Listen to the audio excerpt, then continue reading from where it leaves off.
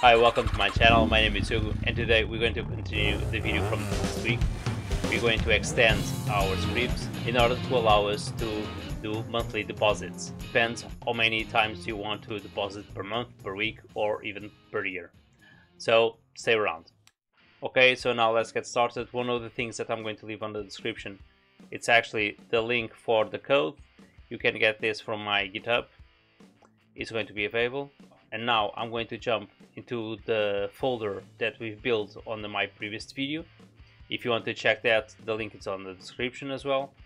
And let's do some copy paste of this deposit.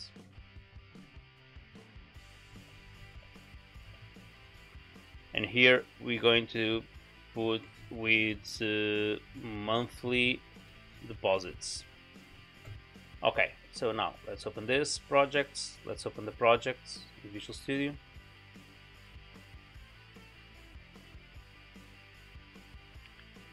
And there's a few things that we're going to change now. The first thing is here I was only requesting 3 variables, and now we're going to request 5 variables. So the first one is for initial investments, or we're going to call initial deposits. The second one is going to be the deposit contribution that we're going to do every single month or week. And third, the contribution, the number of contributions that we're going to do per year. If it's going to be monthly, it's going to be 12. If it's going to be weekly, it's going to be 48. And the fourth is going to be the rate. And the fifth is going to be the amount of years that I want that deposits to be done. So let's go for it. So here we're going to, initial deposits, contribution.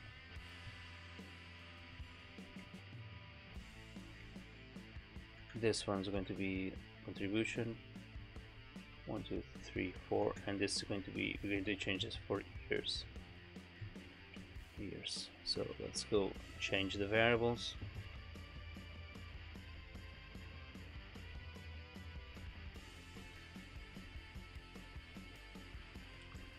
Okay, so now let's do the same thing here.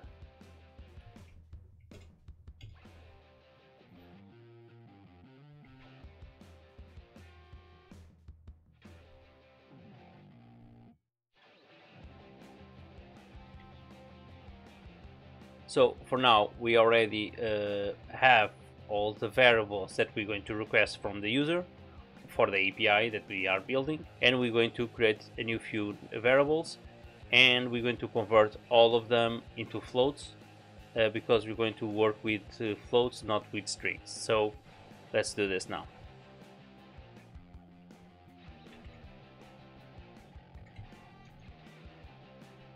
Initial deposit is going to be equal to, let's parse this.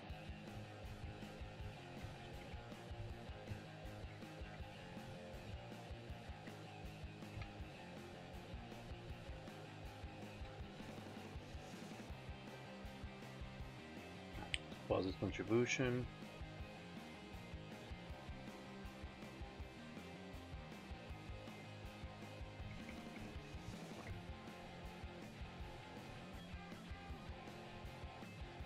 This is going to be just contribution. This one is going to be the rate. Let's put as R.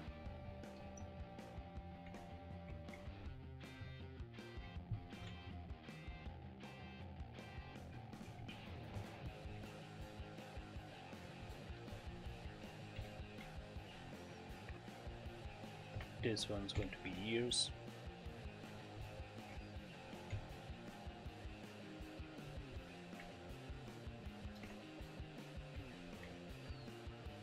And we have all the initialized variables. I'm going to create here another 2 variables, which is going to be TD, which is going to be my total deposits that's not going to be affected by the rates.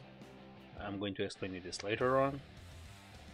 And the total of interest that I'm going to have among the years. So to do a comparison in terms of the amount that I actually deposit, the total amount, and the total of interest that I'm going to get. So now let's go back here. Actually, this year I'm not going to need this. For deposit I'm not going to need. So now what I'm going to do here is going to be a little bit different from the previous video, because here I was checking if the amount of the threshold was bigger than. If it was bigger, he was creating a break and getting out from the SQL4. But since I don't have nothing here, what we want to do here is, as soon as we reach a certain amount of years, let's say 20 years, 30 years, I'm going to get out of this SQL4. So my y is going to be minor or equal to my years. Okay, this is the inputs that I'm going to give on my API. We no longer need to use this, the rates. I'm going to use just har because we're already converting the variable up there. We're going to change this instead of deposit as initial deposit. Actually, I don't need this if. Yeah, I don't need this if. So let's put this outside. Let's put this outside and let's take this off. We no longer need this. So yeah, we no longer need this. Regarding this calculation, what I want to do is to increment my deposits every single currency.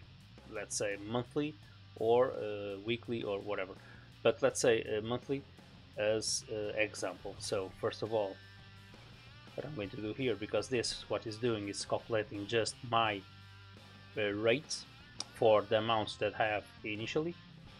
Now I'm going to add my contribution multiplied by my deposit contribution. So meaning the number of months multiplying by the value that I'm going to deposit every single month. How I'm going to calculate the total deposits and the total interests is by creating here a SQL if before of everything. So here what I'm going to do, if my years are meaner than 2, because I'm starting already with the first year. So what I want to do is first calculate for the first year. The second year I don't want to calculate because it's going to be different because of every single time that I'm incrementing more value to my initial deposits, and I want to get out of this cycle after the first year so I can get the correct amount. So my TD is going to be equal to my initial deposits, which is going to be 0 or 100 euros, whatever I'm going to put in my initial deposit, plus my deposit contribution multiplied my my contribution.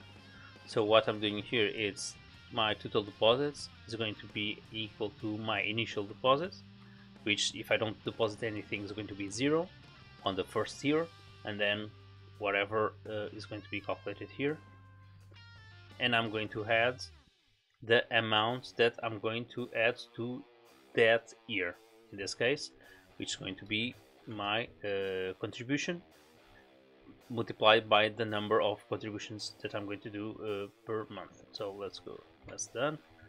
Now after this, else,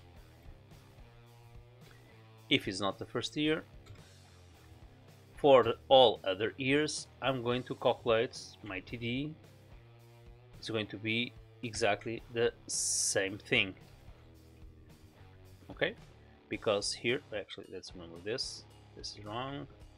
So here I have already the value that comes from you on the second year that's going for the SQL4. Okay, so now I need to calculate my interests. How do I calculate my interest? So my total interest, I'm going to do the same thing, since my total interest on the first year is going to be different than the upcoming years. I'm going to copy paste this here, and let's put here comma, and here is going to be exactly the same thing. On the second pass I already have the total. Oh, this is not TD, TI, this is TI. I'm going to have here my rate divided by 100% multiplied by my initial investment for that year. Have in consideration that beside the fact I'm doing deposits every single month, my rates is only going to be calculated at the end of the year, not at the beginning of the year. So we already finished the part of calculations. So now I'm going to generate a new string. I'm going to use here string builder in order to do that. SB is going to be equal to, let's add this into my usings. Let's using text, okay, and new string builder. Okay, so SB, so that's a band text here. So now I'm adding a text to my string, and I'm saying that the total amount is let's give here my variable, which is ID, which is my initial deposits, which is the sum of everything at the end.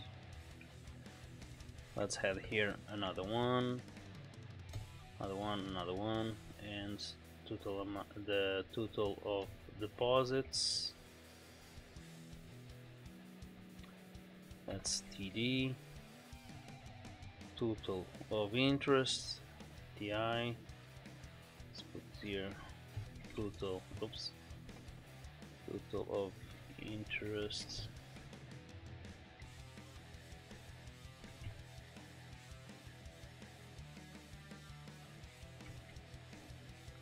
I think this is going to be, and we're just to put here, separate this so we can distinguish when I'm going to call this deposits. And now what else we want?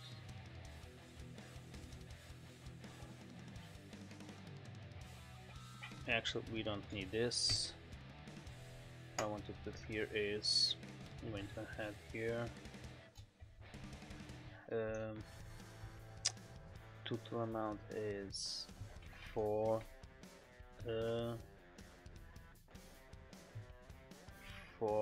and now I'm going to put here my years. Actually, it's going to be this one, and let's say this is years. So my total amount is X for X amount of years. Okay. So and now what I can do, let's go here, and instead of here is going to be SB. And here I don't need this. I no longer need this. Oh, actually, I can put like this, SB, for example, and that's it. Because I'm building the string over here, and okay, so now let's see, let's run this. Let's open here Postman.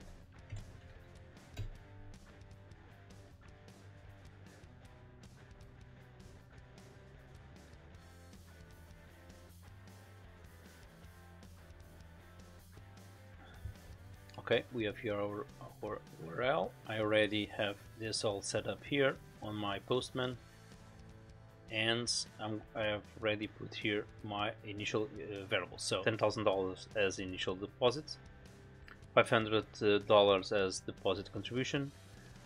I'm going to do so, meaning that I'm going to deposit this every single month, $500, and I'm going to per year I'm going to do 12 contributions, meaning that it's going to be 12 months.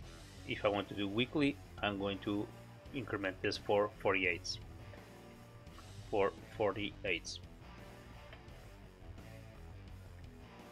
And now the rate is going to be 5%. If you saw my previous video, the rate I'm using here, it's actually the rate that I have on my eToro portfolio. So please have a look and you'll see the spreadsheet that I use there and the number of years that I want to have this deposit. So let's say that I want to plan my retirement. I'm at the moment 40 years of age and I want to retire at 65, which in Europe it's normal. I think certain countries it's 66 or 67. And I have another more 25 years of contributions that I can do until my retirement. This doesn't mean that I can't use the money that I have deposited earlier, but anyway, this is not the case. This is just to do an estimation of how much do I have at the end of the year. So let's send the request. Now I have my total investment, which is $320,000 for the 5 years of investment that I've done, and the total deposits of, and this is wrong, and this can be 14,000 and this can be 300. So let's check our code. Let's get back. I think I missed here something, and yes, I did. So here, not on the first year, it's actually here on the second year. This can't be my initial investments, it needs to be my total deposits. Correct, exactly. And here I need to put my sum this to my total interests. So now let's see if this is correct. Let's run here. Let's check. Okay, so now, yeah. So now we have for the 25 years we have 320,000. We have a total deposit of 160,000 and a total of interest of 160,226 dollars or euros, whatever coin you are working here. So now what I want to do is validate these calculations against another website. So here is the website that we're going to do the validation with, which is initial investment, and I didn't do the calculation for this one. So my initial investment is going to be 10,000, monthly contributions 500, length of years, let's say 25, estimated interest rate 5, interest rate average range 0, input, and annually. And as we can see, we have exactly the same amount that they mention here. Okay, for the next 25 years, and here you can see as a graph our total deposits. It's going to be 100, as you can see it's 160,000, so meaning that our calculations are correct. That's a relief.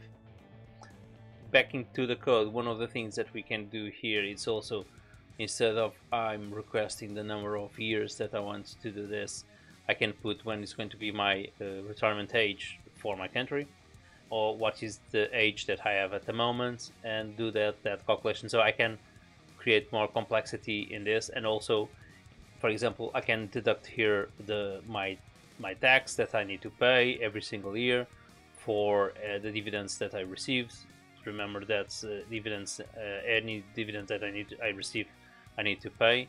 And also we have the inflation, which I can put it here as well, of 2% or 3% or whatever that we're going to have that year. But this is a simple application which we can create more complexity as we've created today. Once again, guys, I hope you enjoy this video. Don't forget to hit the subscribe button and the like and the bell so to receive the upcoming videos that I'm publishing every single week. And one more thing, guys, thank you, stay cool, cheers.